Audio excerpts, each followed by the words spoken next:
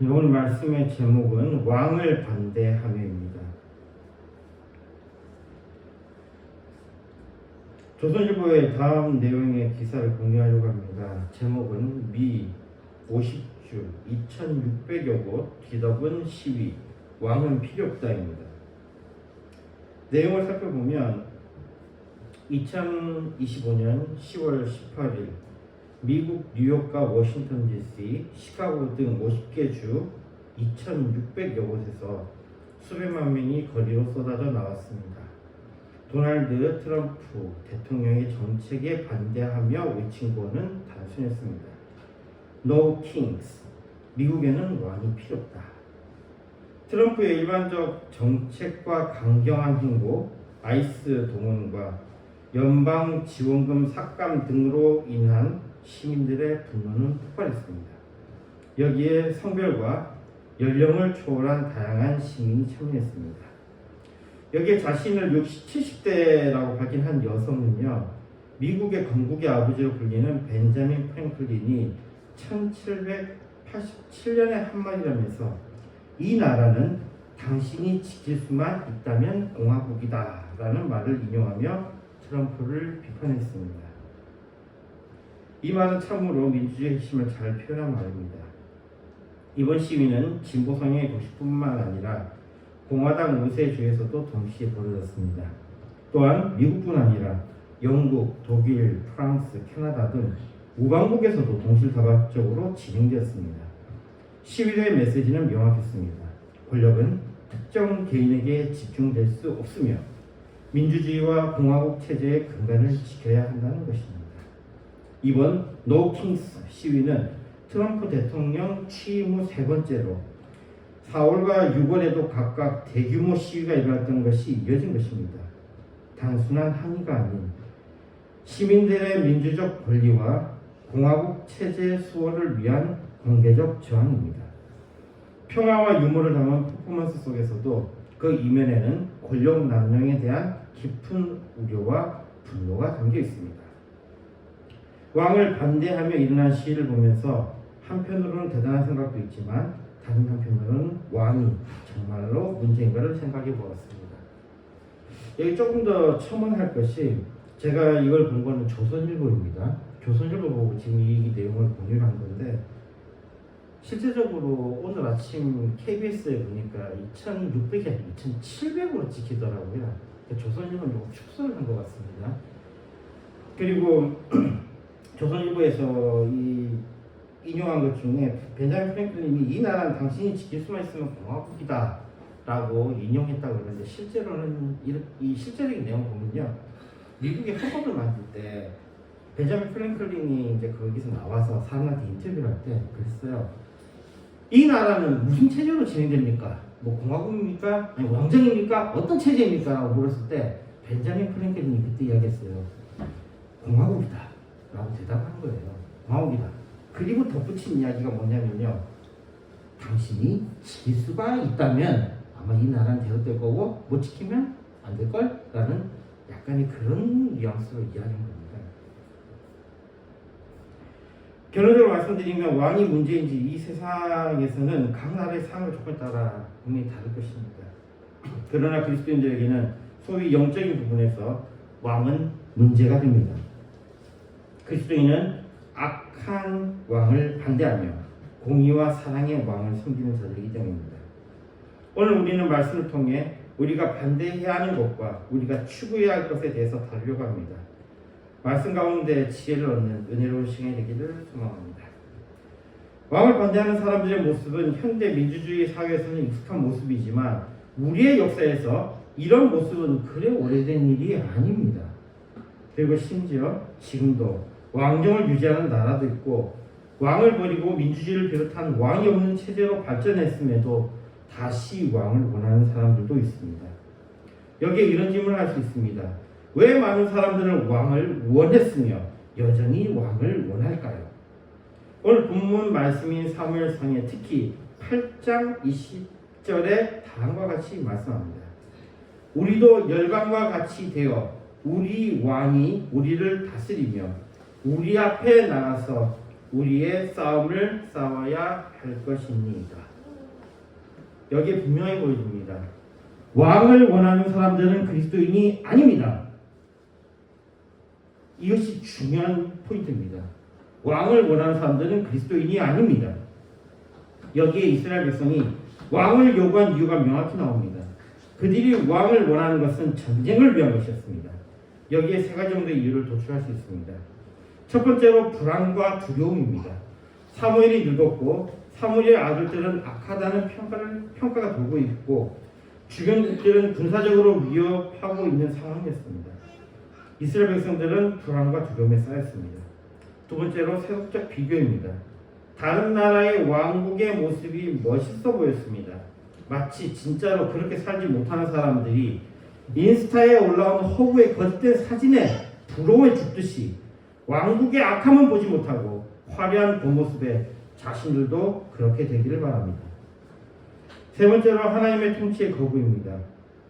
자신들이 여기까지 이르도록 인도하신 분은 여호와 하나님이십니다.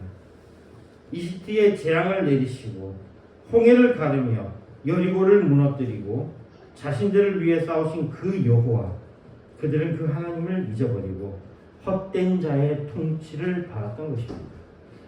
실제로 사람들이 왕을 기대하는 것은 안정과 번영에 대한 기대가 중요한 이유가 될 것입니다. 인간은 본능적으로 개개인이 약하다는 것을 압니다. 그래서 인간은 본능적으로 자신과 가족, 공동체의 안전과 삶의 질을 보장해 줄 수 있는 강력한 권력을 기대합니다. 또 다른 이유로는 권력과 의사결정에 집중을 될 수 있습니다. 왕을 원하는 사람들은 때로 신속한 의사결정과 일관된 정책을 기대합니다. 복잡한 공동체 문제를 모두가 참여해 결정하려고 하면 혼란과 분쟁이 일어나고 실제로 문제를 해결하는 데는 쉽지 않습니다.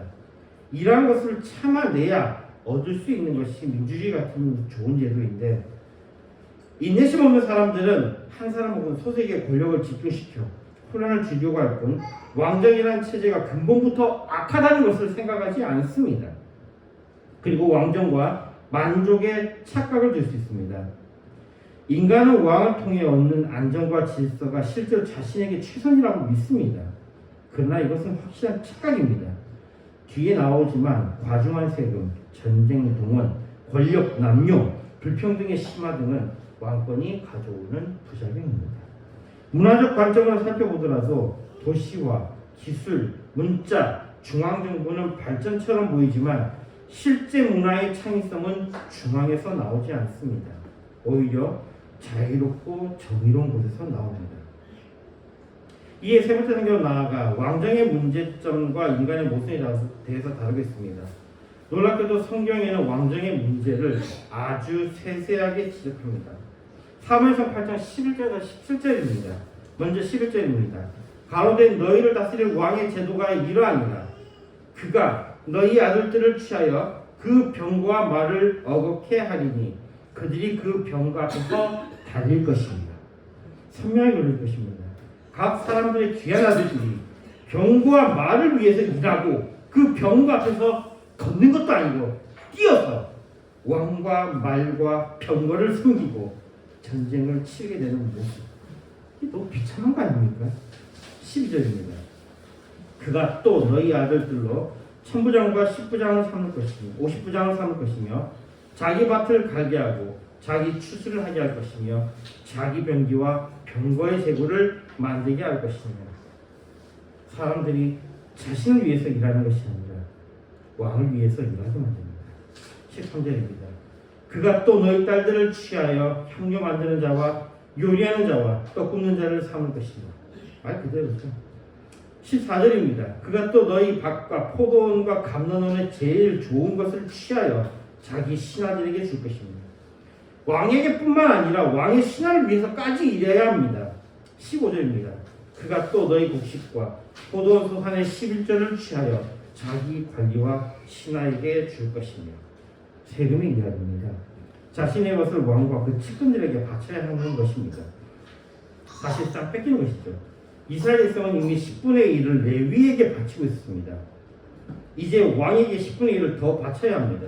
그래서 10분의 1, 즉 11조 정도면 이런저런 해서 80% 정도는 자신 있을 수 있으니까 그래도 견딜만 하겠다 하지만 그러나 우리가 압니다. 그 뒤에 왕들은 10분의 1보다 더 가져가죠. 어디나 그렇습니다. 심지어 우리나라 같은 경우는 왕이 어디까지 가져갔냐면 80%, 90%까지 가져갔습니다. 19절입니다. 그가 또 너희 노비와 가장 아름다운 소년과 나귀를 취하여 자기 일을 시킬 것이니 재물뿐만 아니라 노역을 탈취하며 심지어 생명도 뺏어갑니다. 17절입니다. 너희 양떼의 10분의 1을 취하리니 너희가 그 종이 될 것이다. 처음에는 세금 그냥 내가 내면 되는 거였는데 이제는 뭡니까? 개인의 재산도 손을 대고 심지어는 개개인이 종이 됩니다. 이것이 왕정입니다. 왕이 백성을 위해 일하는 것이 아니라 백성이 왕을 위해 일하게 됩니다. 왕이 백성의 것을 지켜주는 것이 아니라 백성이 왕을 지켜야 합니다. 심지어 자신의 것조차도 내어줘야 합니다. 자발적으로 내어놓지 않으면 빼앗아갑니다. 심지어는 목숨도 같이 뺏길 수 있습니다. 안정과 번영을 꿈꿨지만 자유가 사라지고 굶주림과 괴로움 속에 살게 됩니다. 노예의 삶을 살게 됩니다. 권력의 방향은 항상 거꾸로 흐릅니다. 권력은 아래로 흘러 백성을 섬겨야 한다고 합니다. 그러나 인간이 세운 권력은 언제나 위로 흐릅니다. 그 결과 백성은 보호받는 대신 착취당합니다.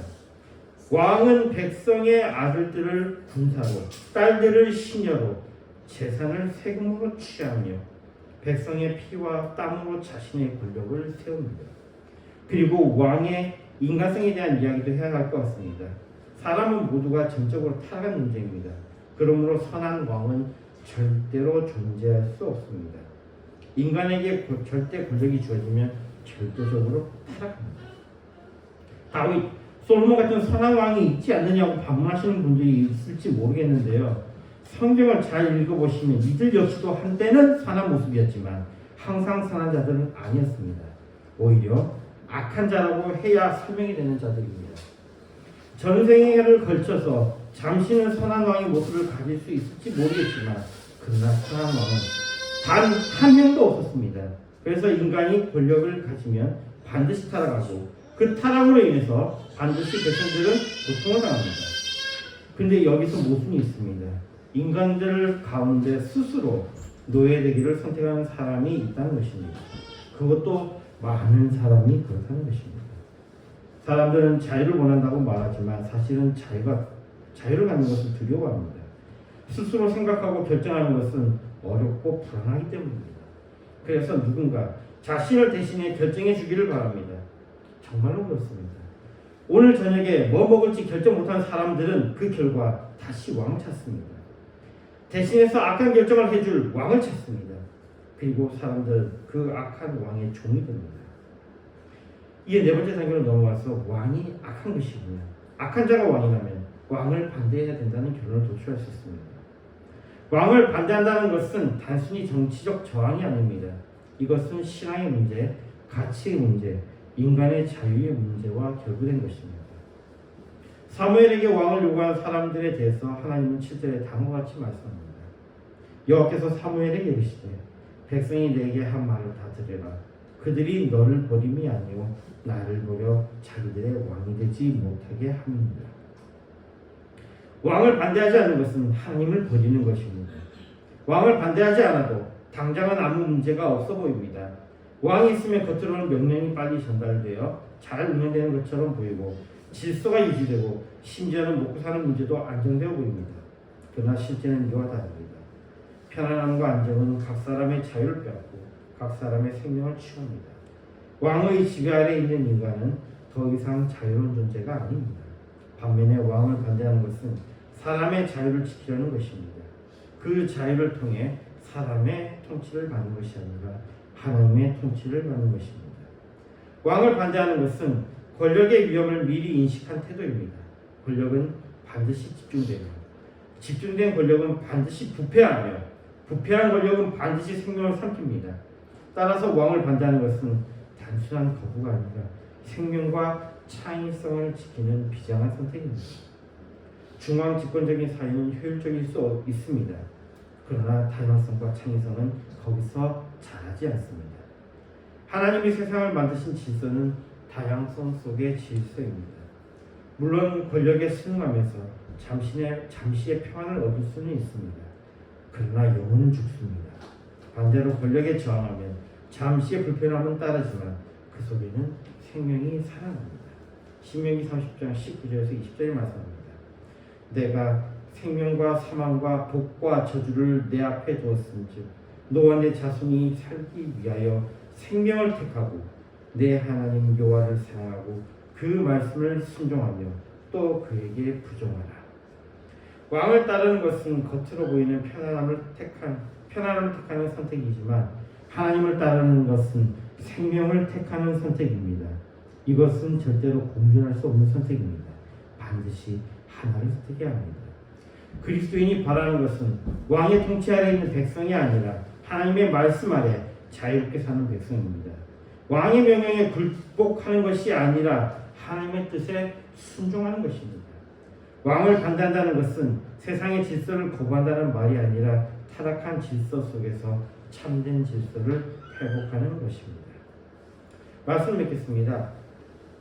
얼마 전 한 학생이 제게 물었습니다. 중국이 너무 빠르게 발전하고 있는데 곧 미국을 따라잡지 않겠습니까? 여기에 대해서 저는 이렇게 대답했습니다. 2등까지는 1등을 쫓아가면 됩니다. 그건 강력한 지도자와 중앙 집권적 체제로도 가능합니다. 그러나 1등은 그렇게 할 수 없습니다. 1등은 다양한 사람들이 머리를 맞대고 서로 경쟁하고 서로 도우며 살아가는 곳에서만 나옵니다. 이것이 자유의 힘입니다. 미국이기에 1등이고 중국에서 2등이라는 의미가 아닙니다. 사람들이 자유롭게 의견을 말할 수 있는 것, 사람들이 각자의 능력을 마음껏 발휘할 수 있는 것, 사람들이 각자의 행복을 위해 열심히 노력하고 그 결실을 맺을 수 있는 곳, 그런 나라가 1등의 자리를 차지하거나 대체할 것입니다. 물론 저의 개인적인 소견이지만 나름 제가 연구한 결과이기에 저는 확신을 가지고 있습니다. 그리고 또한 말씀드리고 싶은 것은 강한 나라, 부유한 나라가 꼭 좋은 나라는 아니라는 것입니다. 중앙 집권화된 나라는 효율적일 수 있지만 그 속에 백성은 자주 짓누립니다. 역사 속에서도요, 화려하고 부유했던 강력한 나라에 대해서 고고학자들이 다른 측면을 증명해 왔습니다. 그것은 강력한 권력을 가진 나라일수록 거기서 발견되는 백성들의 모습들을 복원해 나갈 때에 그 나라의 백성들은 오히려 다른 나라에 비해서 더 역량이 결핍되고 더 필요한 어떤 흔적들, 그리고 폭력을 당한 흔적들을 발견하게 된다는 겁니다. 당연히 생각할 수 있습니다. 과중한 세금, 강제된 노동, 끊임없는 전쟁 등 이것은 왕정과 권력 집중의 필연적 결과입니다. 많은 사람들은 위대한 문명과 문화가 중앙 집권에서 비롯되었다고 생각합니다. 그러나 실제로 위대한 문화는 자유와 평등 속에서 태어납니다. 고대 그리스의 민주주의가 그 증거입니다. 진정한 위대함은 평등과 다양성 그리고 창의성 속에서 피어납니다. 세상은 이렇게 말합니다. 하이 리스크, 하이 리턴. 큰 것을 얻으려면 큰 위험을 감수해야 된다고 말합니다. 그러나 이것은 세상의 왜곡된 논리입니다. 실제로는요, 하이 리턴, 로우 리스크입니다. 작은 위험 속에서 큰 것을 얻는 경우가 훨씬 많습니다. 진정한 평안과 복은 사실 위험이 적은 길, 즉 하나님을 신뢰하며 걷는 길에서 나옵니다. 세상은 위험 속에서 얻으려고 하지만 하나님은 평안 속에서 우리를 풍성하게 주십니다. 불평등은 세상에서 피할 수 없는 현실입니다. 그러나 신앙 안에서는 다릅니다. 하나님 앞에서는 모두가 평등합니다. 그리스도 안에서 우리는 하나님의 자녀입니다. 우리는 하나님의 백성입니다. 오직 한 분, 하나님만이 우리의 왕이시며 그분의 은혜 안에서 우리는 모두 자유롭고 존귀한 존재가 됩니다. 역사 속에서 왕을 이끌던 사람들이 많습니다. 그 사람들은 그 왕이 자신들에게 안정과 번영을 줄 것이라고 믿었습니다. 하지만 그것은 결국 하나님이 주신 자유를 포기하는 길이 되어버렸습니다. 반면에 오히려 하나님이 다스리시는 세상만이 참된 평화와 번영의 세상입니다. 불평등 속에서 살아가는 것이 좋아 보일 수도 있습니다. 그러나 그것은 최고의 것은 아닙니다. 그리고 적어도 그리스도인은 왕을 반대합니다. 그리스도인들이 바라는 세상은 왕이 다스리는 세상이 아니라 하나님이 통치하시는 세상입니다. 하나님의 공의와 사랑이 가득한 나라입니다. 주님의 통치 가운데 복된 삶을 누리는 우리가 되기를 소망합니다. 잠언 29장 2절은 이렇게 말씀합니다. 의인이 많아지면 백성이 즐거워하고 악인이 권세를 잡으면 백성이 탄식합니다. 주기도문 하시겠습니다. 하늘에 계신 우리 아버지여, 이름이 거룩히 여김을 받으시오니 나라에 임하옵시며 뜻이 하늘에서 이룬 것 같이 땅에서도 이루어지이다. 오늘날 우리에게 일용할 양식을 주옵시고 우리가 우리에게 죄진 자를 사하여 준 것 같이 우리 죄를 사하여 주옵시고 우리를 시험에 들게 하지 마옵시고 다만 악에서 구하옵소서. 대개 나라와 권세와 영광이 아버지께 영원히 있사옵나이다. 아멘.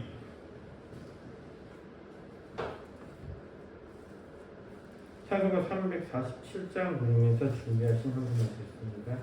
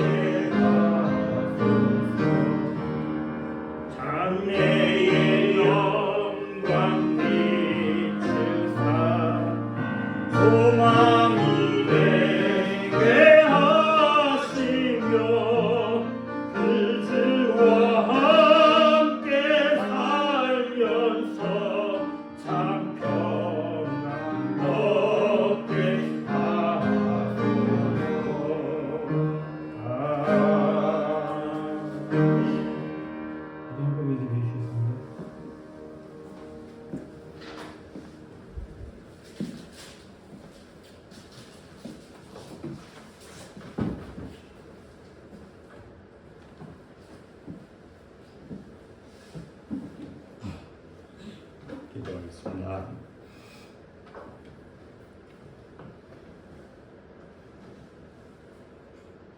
조용한 은사님 밤토 감사합니다. 전영기님 박영현님 최영님 감사합니다. 좋으신 하나님을 또 저들에게 은혜를 입혀주시고 저들에게 인도해 주시며 함께 하시며 역사하시는 것 감사합니다. 말씀을 통해서 다시 한번 인간에게 권력이 몰릴 때에 거기에는 엄청난 일들이 일어난다는 사실, 독재가 어렵고 아우전이 혼자 모든 것을 운영할 때 국가나 가정이나 사회나 현실이나 어려움을 수밖에 없다고 하는 사실 다시 한번 알게 하시니 감사합니다. 아버지, 우리는 늘 주의 성령으로 충만케 하시고 말씀 안에서 예수 그리스도의 그 행하신 일들을 말씀을 통해서 기억하면서 아버지가 세상 살리고 사람 살리고 영혼 살리게 하여 주옵소서. 11절로 감사를 수이름 드리며 손길에 우리 하나님 은혜를 입혀주십시오. 아버지 윤택하게 하시고 그의 손길이 복되게 하시며 영관에 강건케 하옵소서. 이 예물이 쓰여지는 것에 하나님 나라가 확장되게 하시고 주님이 기뻐하는 데 쓰여진 예물이 되도록 주님 관리하는 자들 손길을 인도하여 주옵소서. 감사를 드리고 예수님의 이름으로 기도드리옵나이다. 아멘.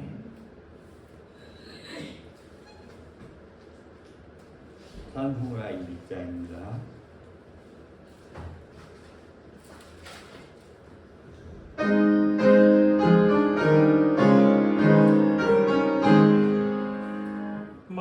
만국의 근원 하나님 온 백성 찬송 드리고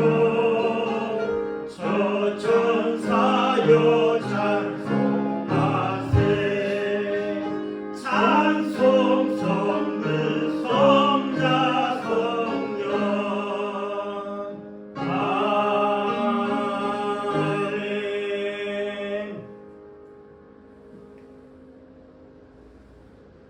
우리 우주 예수 그리스도의 은혜와 그 크신 하나님의 사랑과 성령님의 기통하심 오늘 예배한 목양교회 사랑하는 성도들 가정을 하는 일 위해 또 전세계 오늘 예수의 이름으로 예배드린 자들 머리 위에와 가정 위에 하는 일 위해 앞으로 전도받아서 구원받을 자들 머리 위에와 가정 위에 하는 일 위해 이제부터 영원토록 항상 함께 있을지어다. 아멘.